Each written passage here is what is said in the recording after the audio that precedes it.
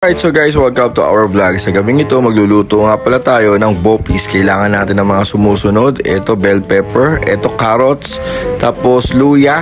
Ayan, gaganyanan nyo. Minced luya. At syempre, garlic. At syempre, onion. Hindi mawawala. Okay, so syempre, hindi mawawala dyan yung laman loob natin. Yung mga baga, yung lungs, kahit ano. Basta yung natawag nung nagluluto doon. At syempre, magic sarap. Kailangan din natin yan. At syempre, hindi mawawala ang pork cubes. Hindi rin mawawala ang star anise. At syempre, hindi mawawala ang paminta.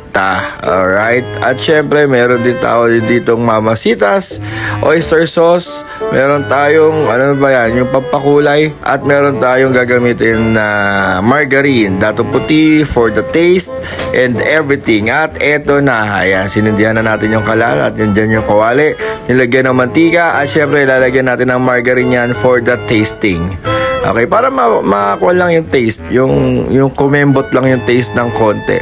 Okay. At kapag syempre nasimot na natin yung pinaglagyan ng margarine, hahaluin na natin to, guys. Alright? Syempre, sayang yung nanigas sa margarine doon sa lalagyanan, kaya kukunin natin yan. Okay, mekos-mekos lang natin yan, guys. At syempre, pagkatapos natin i-mekos-mekos yan at natunaw na yung margarine, doon na natin ilalagay yung pinakauna is yung luya.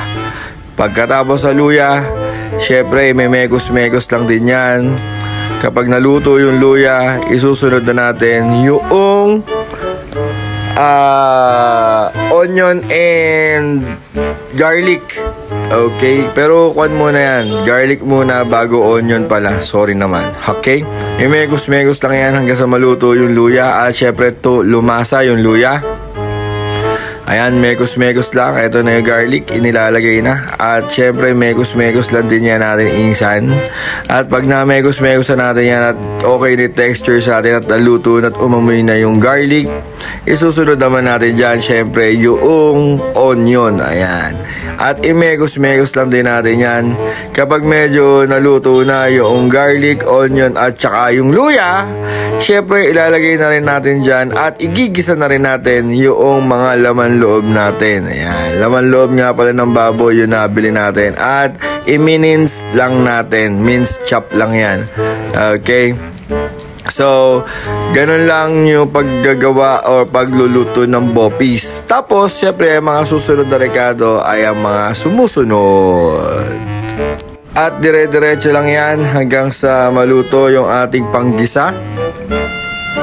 Pagkatapos na maluto yung mga panggisa natin, guys, ay syempre ilalagay na natin at igigisa na natin yung ating mga laman loob. Ayan, kailangan, guys, gisang-gisa yung laman loob natin yan. Mas maliit yung chop, mas masarap yung kalalabasan ng ating niluluto na bopis. Ayan. So, igaganyan lang natin yan. Hahaluin lang natin. Megos-megos na yan, insan.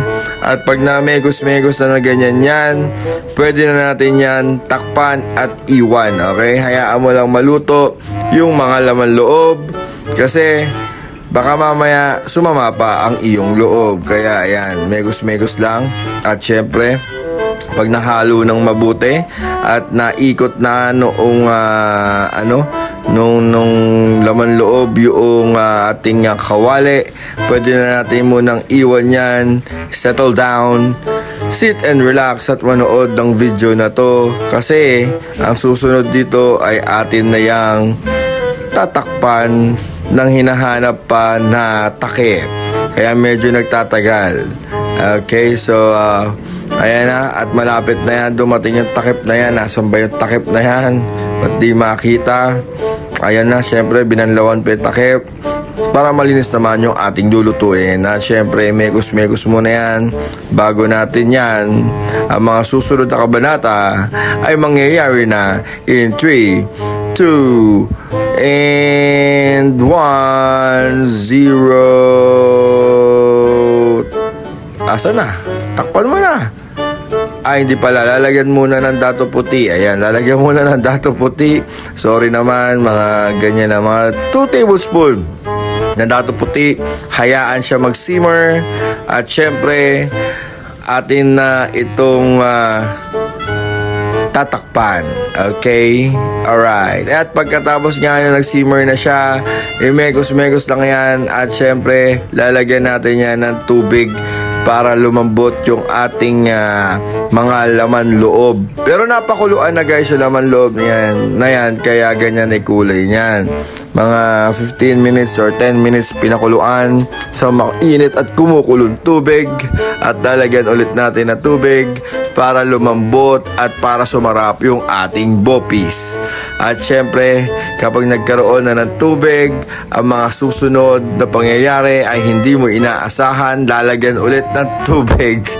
Ayan guys, nilagyan ulit ng tubig ng ating tagaluto. At syempre, ang susunod na hindi inaasahan ay tatakpan. At eto na nga siya, nilagyan na natin. After takpan, at medyo nagtubig, nilagyan na natin tubig, medyo nagtubig, nilagyan na natin or nilagay na natin yung pork cubes. Ayan. So, hayaan lang na yung pork cubes ay malusaw. Syempre, imegos-megos ng bahagya. At syempre, ilalagay na rin natin dyan yung mga susunod na pyesa ng ating bopis. Ilagyan na natin ng bay leaves. Ayan, or dahon ng laurel. Dinagdagan pa ng isang maliit para medyo lumasa.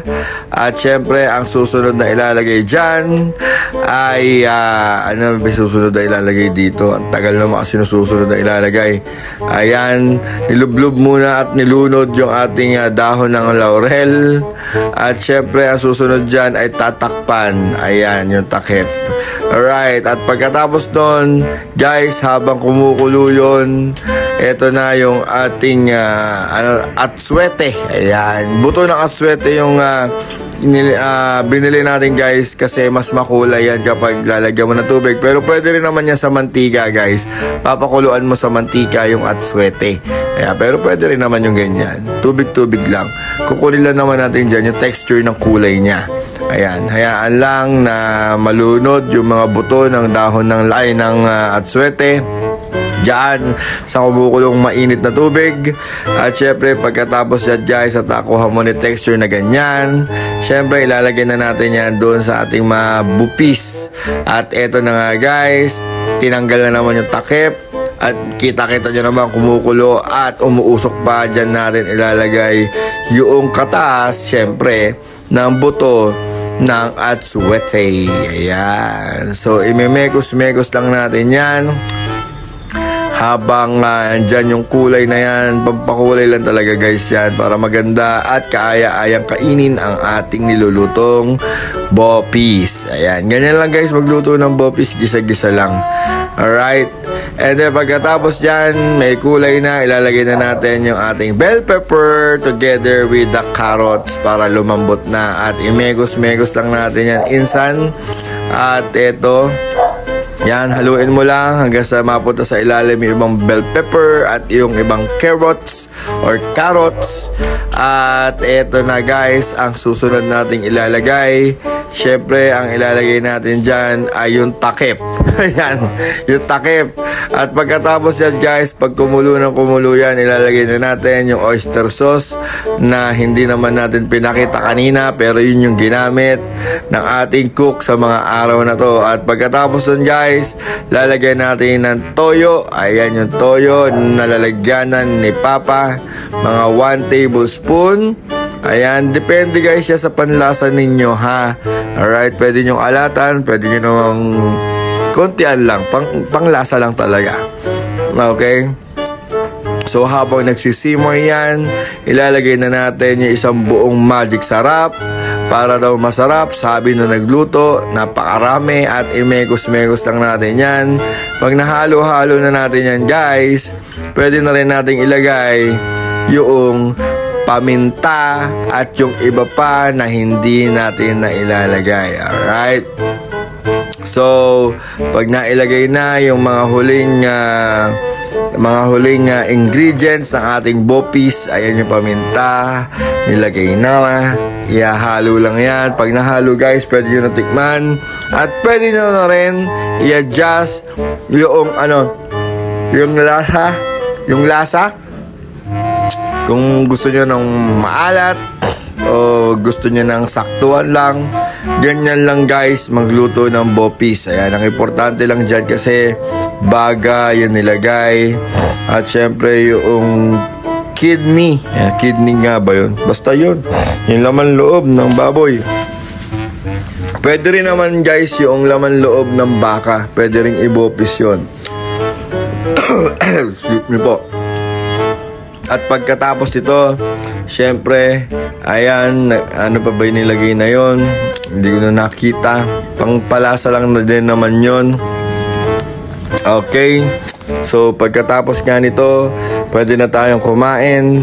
At syempre, pagkakain o bago kumain, tikman muna natin yung mga karne, laman loob, kung okay na sa pangkagat natin. Kasi alam mo naman, baka mamaya matigas, ay matanggal yung pustiso ng kakain nito.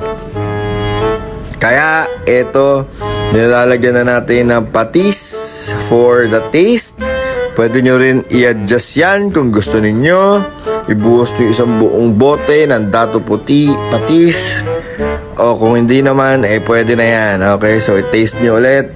Ganun lang guys sa pagluluto. Kung lang kayo, wala namang perfect sa pagluluto talaga. Tikim, ganun lang. Tikim-tikim, ganyan. Okay? So yun lang guys. Please do follow and subscribe to our YouTube channel and follow our page for Facebook. Okay? At yun lang. Kakain na tayo. Yan. Yan na pagluluto ng bopis. Palambutin nyo lang yung carrots para mas masarap. At syempre yung yung bell pepper. At syempre, to add some guys, lalagyan natin yan ng itlog ng pugo, pamparami, at syempre pampaano din yan, tawag dito, pampadagdag alindog sa ating bopis. At pagkatapos dyan, syempre kakainin na natin yung umaatikabong bopis na yan. Salamat po sa panonood. Yun lang. God bless. Have a great day ahead. Bye-bye.